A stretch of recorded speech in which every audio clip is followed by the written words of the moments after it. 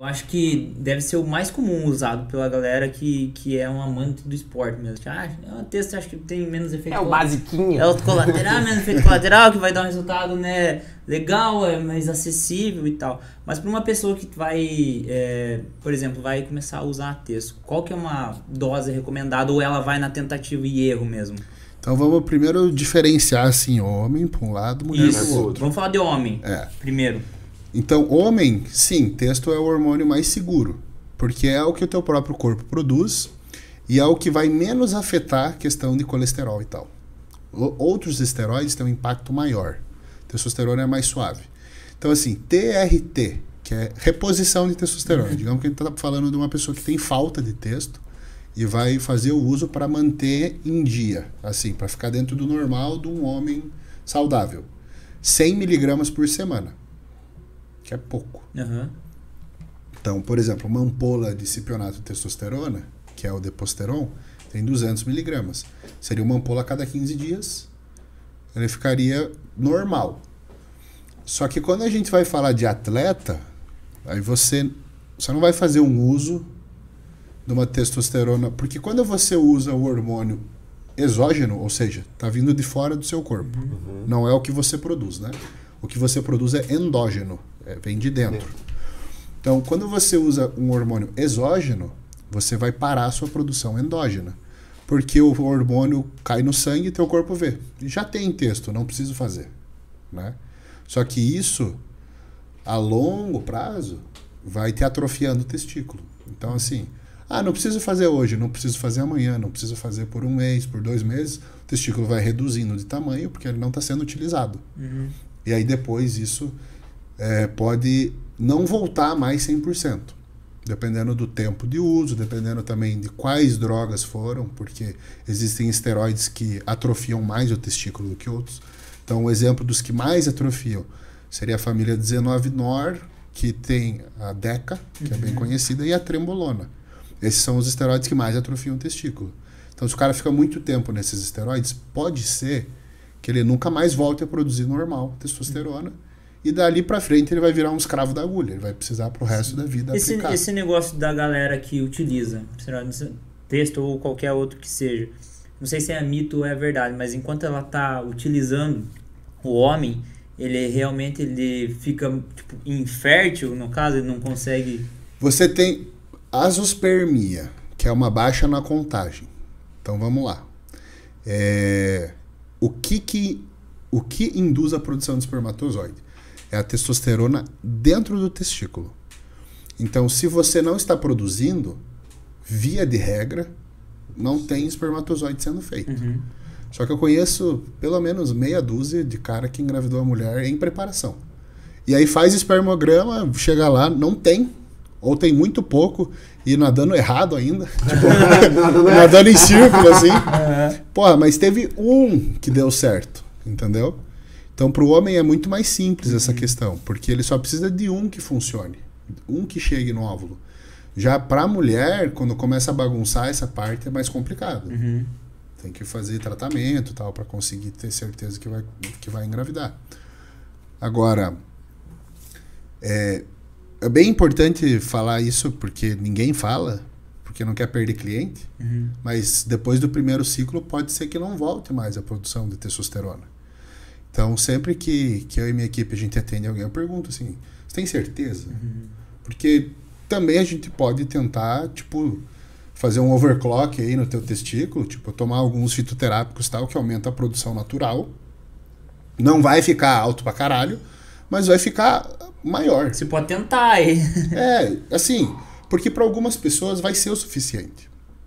Então, se o cara só quer melhorar a libido, ele quer melhorar disposição, força no treino, às vezes não precisa fechar o eixo natural dele, talvez correr o risco de nunca mais voltar e pular para um injetável. Tem gente que nem vai suportar fazer uso de injetável, porque é um saco, né? O cara ficar levando agulhada.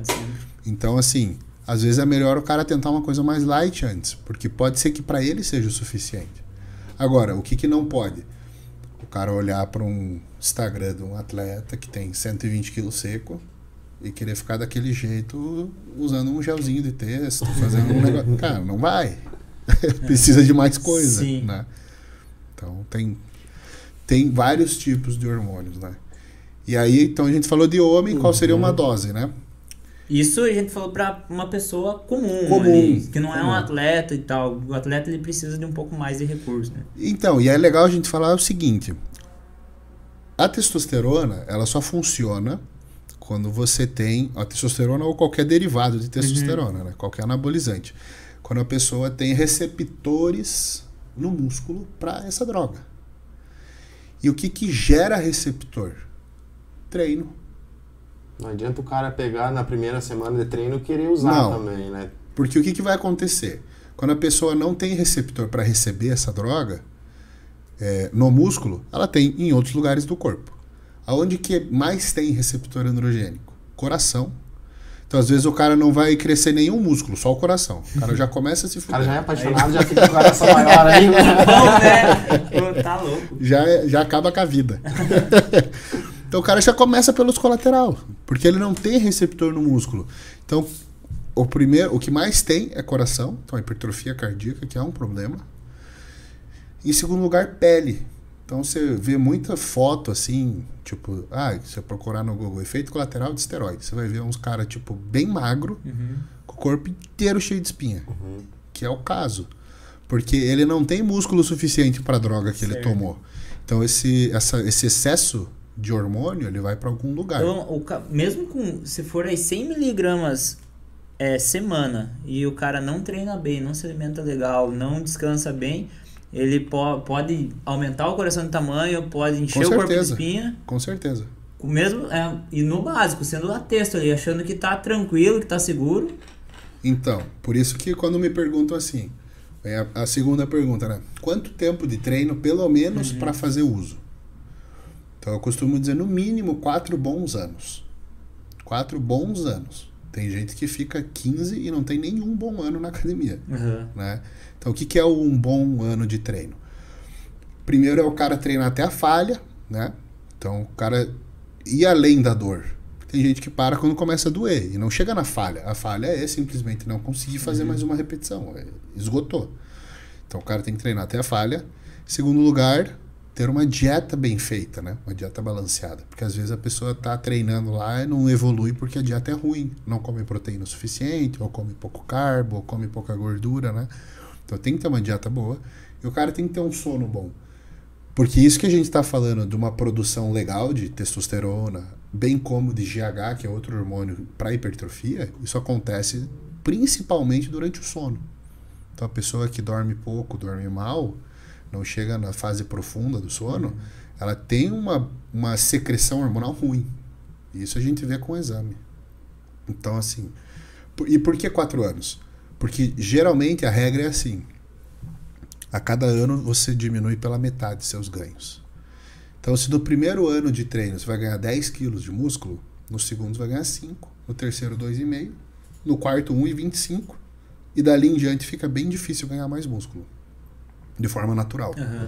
Então, por isso, pelo menos 4 anos para você explorar todo o teu potencial. E que o cara ir no limite natural dele. Perfeito. Porque aí quando você tem uma base forte que é tua, o que você, eventualmente, você fizer o uso de hormônio e cessar o uso depois, pelo menos você volta para o que você tem. O cara que já começa com hormônio, ele não tem nada que é dele. Tudo que ele tem de músculo foi alugado. E ele vai perder. Rapidamente ou não, depende porque vai depender da velocidade com que o eixo dele vai voltar a produzir testosterona e vai depender de quantos quilos aí a gente está falando de músculo. Então, quanto tempo o cara usou tal. Só que, via de regra, né, se o cara usou muito tempo e acumulou muita massa magra, ele vai ter o eixo super inibido e vai demorar muito tempo para voltar ao normal. E esse tempo que demora para voltar é que vai fazer ele perder tudo. Então, por isso, a partir dos anos 90 mudou um pouco o conceito do uso do hormônio. Porque antigamente fazia muito ciclo. Então você faz o uso de uma dose massiva de hormônio por X semanas. Por que não mais? Porque senão vai morrer. Então assim, se tomar uma porrada de hormônio por 2, 3 meses, para. Aí dá um tempo pro corpo normalizar, pro colesterol voltar ao normal, aí dá outra cacetada. Então, isso começou a mudar nos anos 90 para cá. Assim, tipo, ó, ao invés de fazer esse uso alternado e super forte, por que não usar uma dose menor e fazer, tipo, pontes entre ciclos, né? Então, chama isso Blast and Cruise. Então, você faz, por exemplo, o uso de 2, 3 hormônios por um tempo, mas não tão alta dose. Aí, para e fica só com texto. Aí, a texto segura o que você ganhou, para você não perder, e não deixa o cara ficar doente. Porque o que acontece muito com pós-ciclo, o cara tá voando lá em cima, só que ele tá com a saúde toda destruída, colesterol horrível, ele tá muito oxidado por dentro, né? Tipo, as espécies reativas de oxigênio estão lá em cima, tal. Tipo, o cara tá doente por dentro, tá inflamado. E aí, quando ele parava o uso da testosterona, até voltar a produzir, o cara ficava doente, porque a imunidade despenca. Então os caras viram assim, fisicamente mesmo. Fisicamente, Não tipo, na cabeça, gripado, tipo, febre. E ainda tem a depressão pós-uso de esteroide, porque cada vez mais tem visto que os hormônios, a gente tem receptor androgênico no cérebro, então a testosterona também é neurotransmissor. Então a testosterona, ela aumenta o influxo de cálcio no neurônio, que deixa o cara mais pavio curto. O que pode ser bom, se bem direcionado no treino. Acho que é só a trembolona que mexe com a cabeça. Não, todo esteroide. A trembo é a pior. Mas todos os esteroides mexem com o humor, né? E te deixam mais o pavio mais curto. O que pode ser bom, se bem direcionado. No treino, o cara fica mais agressivo. E também questão profissional. Eu atendo muita gente do mercado financeiro. Os caras que trabalham em bolsa e tal. E todos eles relatam assim, pô, depois que comecei a usar texto, eu trabalho muito melhor, eu trampo muito mais, eu sou mais rápido no raciocínio. E isso é real. Dá uma vitalidade pro cara. Dá vitalidade e poder de decisão. Tipo, vamos fazer isso? O cara não fica moscando. Vamos. Tamo nessa, bora. Bora.